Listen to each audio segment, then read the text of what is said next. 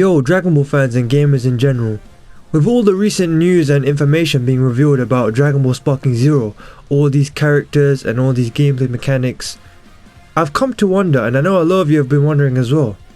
With this many characters from the get-go, not just characters like Bergamo and other side characters, but even characters lower in the food chain, irrelevant characters like Kakunsa, it's making me wonder, what characters are going to be DLC? Because let's be honest, with the way games are now, especially fighting games, and anime games as well in general, there's always going to be DLC. And let's be honest, this game, Sparking Zero, they're planning for it to stay alive for a very long time. Like Xenoverse is alive for what, 7 years now?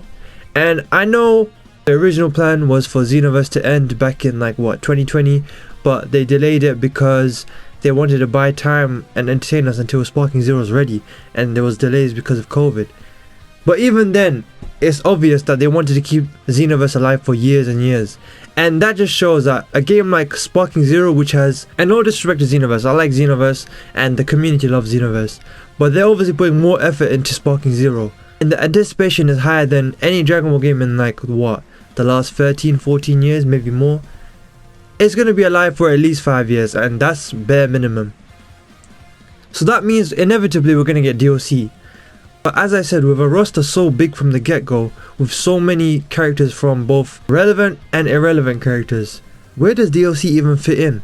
Well, I think I have an idea, and you can see it as both bad and good. Hear me out.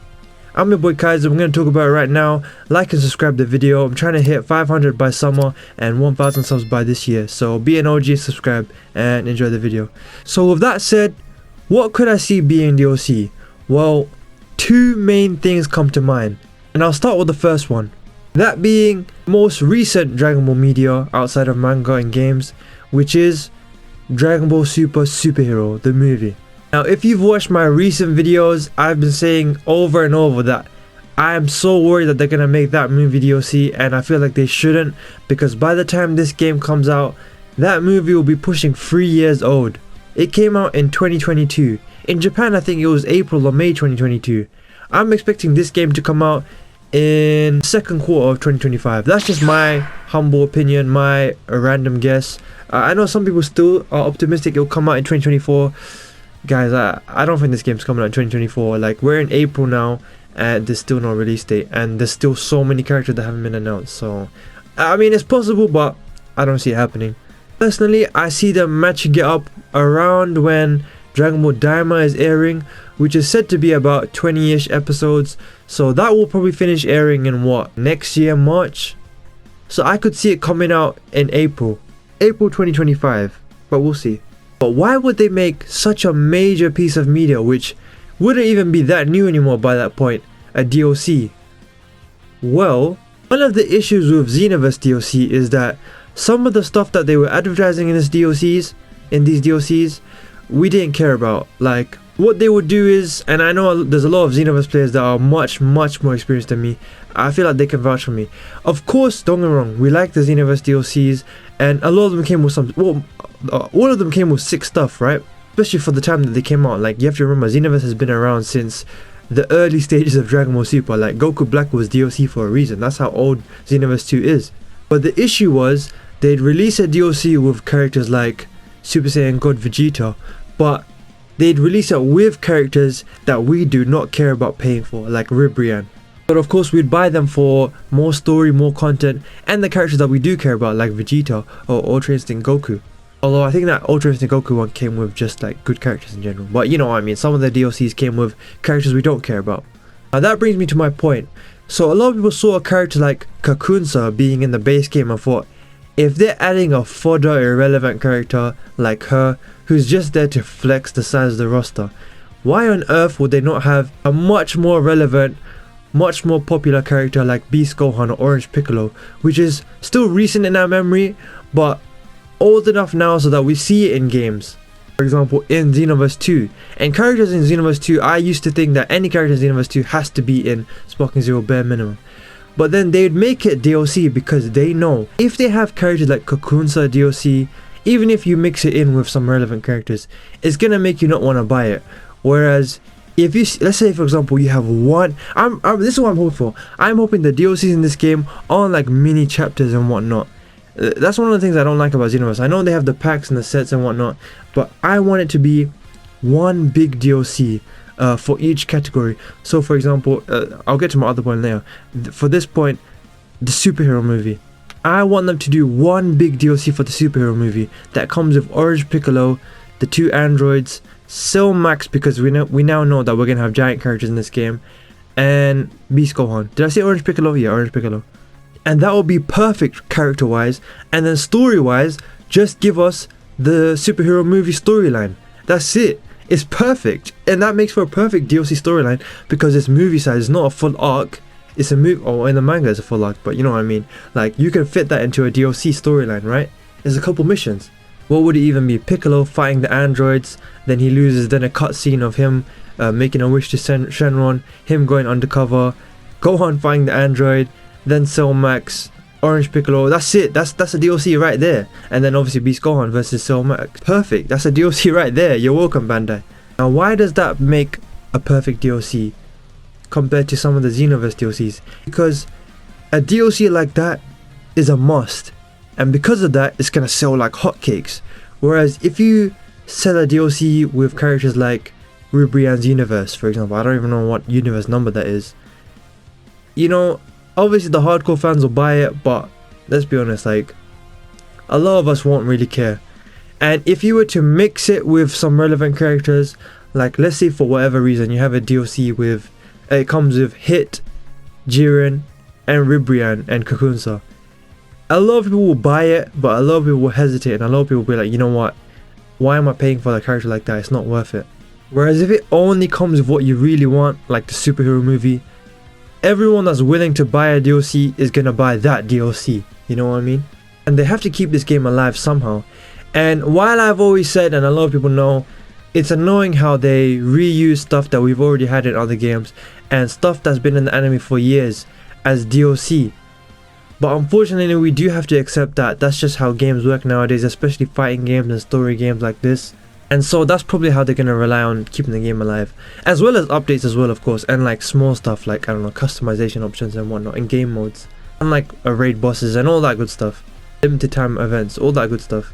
And also on top of that, while all that reason is enough reason to say why that movie will be DLC, on top of that, the roster is already so packed right now, with characters ranging from, well, they haven't revealed Ultra Instinct Goku, but I'm sure they will, from like the tournament of major characters like Ultra Instinct Goku, Hit, and Jiren, and obviously the Broly movie is going to be in there, which by the way, like, it's really cool that they at least have confirmed that that movie won't be DLC. But yeah, those kind of characters, ranging all the way down to like the lower tier characters like Kakunsa and Bergamo.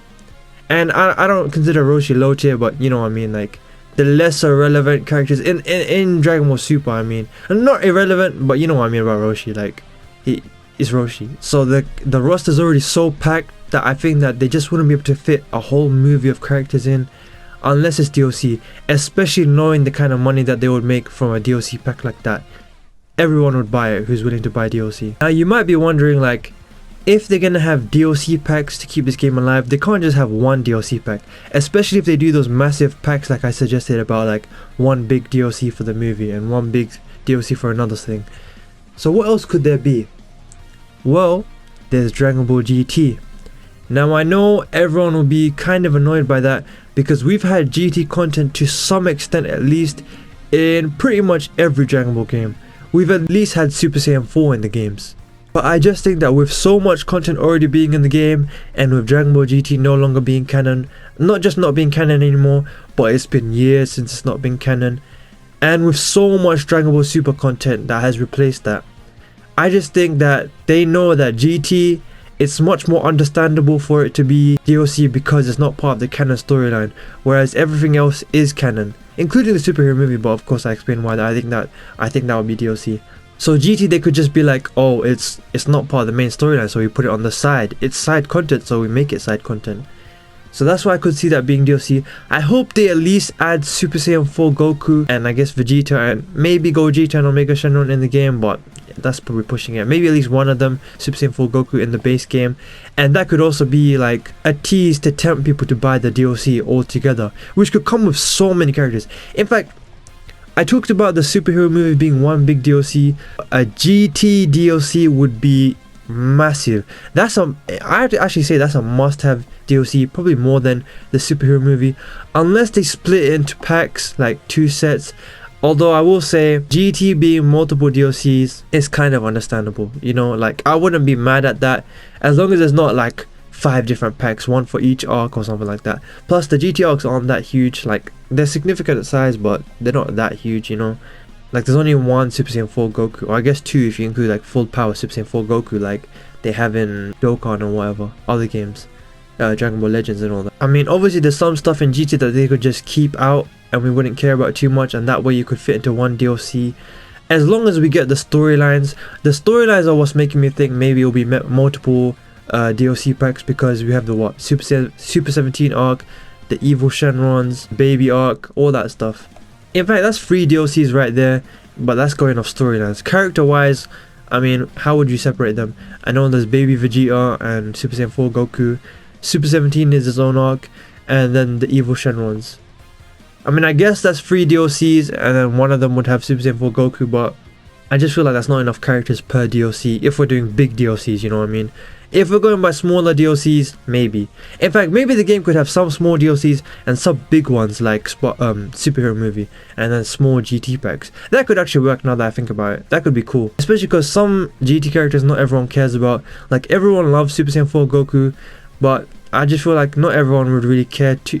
I mean, Super 17 would be cool to have, but I think some people would be indifferent about it, including myself in a way, if I'm being honest. Like I'd want Omega Shenron. Baby Vegeta, I know people like him a lot, but personally, like I wasn't the hugest fan of him. Like if you watch GT, as soon as Goku went Super Saiyan 4, like, it was raps for that guy. Omega Shenron, I guess everyone would want. And obviously, I almost forgot to mention Super Saiyan 4 Gogeta. In some way, shape or form, has to be in this game. DLC or not, has to be in this game. And that guy will sell money. Will sell DLC, sorry. Like people will pay for that guy. Give me a Super Saiyan 4 pack with Goku, Vegeta, Gogeta, and Omega Shenron, and just some of the GT storyline. I'm paying for it. I don't care. Now that's the 2 main DLCs I think we would get. The other thing I'll just briefly mention. Well, I guess 2 things. It's kind of up in the air about Dragon Ball Daima, if it will be DLC or not, and would it even fit in this game. Like Dragon Ball, the other thing I was gonna say was Dragon Ball, like OG Dragon Ball. I know OG Dragon Ball storyline would be amazing to have, and it always gets a short end of the stick in every Dragon Ball game, which is very annoying. Story wise it would be great to have, and even combat wise, but I just feel like they think that the characters from that arc wouldn't, or that whole series wouldn't fit in. Like I know it's not going by power scaling, but I don't know, just in general, like Kid Goku being with all these characters, I don't know. It's been done before in other games. I hope we do get it in some way, shape or form, whether it's DLC or not. I don't think it'll be in the base game though. And yeah, as for Dragon Ball Daima, I think we have to wait to see how Dragon Ball Daima looks.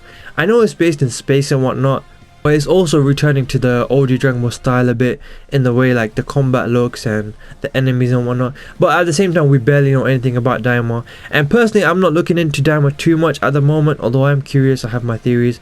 But I'm just looking forward to it, honestly. And on a side note, it's quite beautiful that last work that Akira Toriyama is giving us with Dragon Ball Daima is kind of returning to the roots of OG Dragon Ball, like an adventure action show with a kid called Goku, you know what I mean?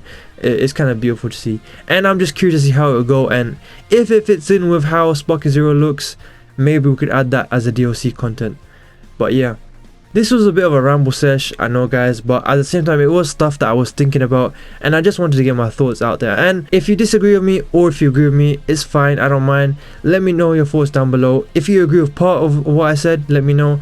And if you have any of your own thoughts that are different to what I said, feel free to let me know down below, don't be shy.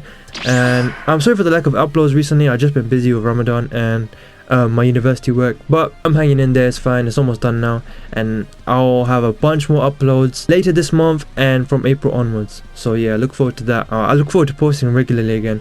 I'm gonna aim for at least a couple times. I don't know how many uploads a week. I was gonna say twice a week, but we'll see how it goes, innit? But yeah, like and subscribe. I appreciate all the support recently, all the new subscribers. March was probably the biggest month of growth for me on this channel. Like, I don't even know how many subscribers I gained. It was a huge amount compared to usual. And I appreciate every sub, including the subs I may get from this video and from the future onwards. So like, subscribe, check out my videos on screen now. I think you'll like them. And thanks for watching. I've been your boy Kaizen, and I'll see you in the next video. Peace.